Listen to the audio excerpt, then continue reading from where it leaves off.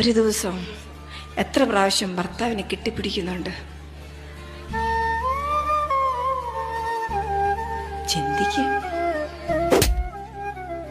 ഒരു ദിവസം എത്ര പ്രാവശ്യം മുത്തം കൊടുക്കുന്നുണ്ട്?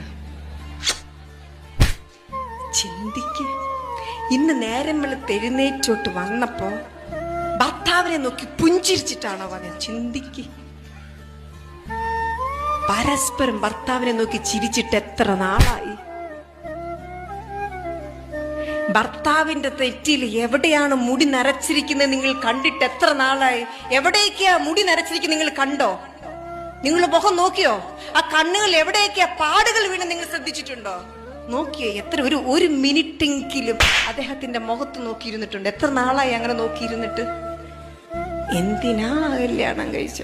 ഇതിനൊന്നും അല്ല എങ്കില് ഇതൊക്കെയാണെന്നേ ജീവിതത്തിന്റെ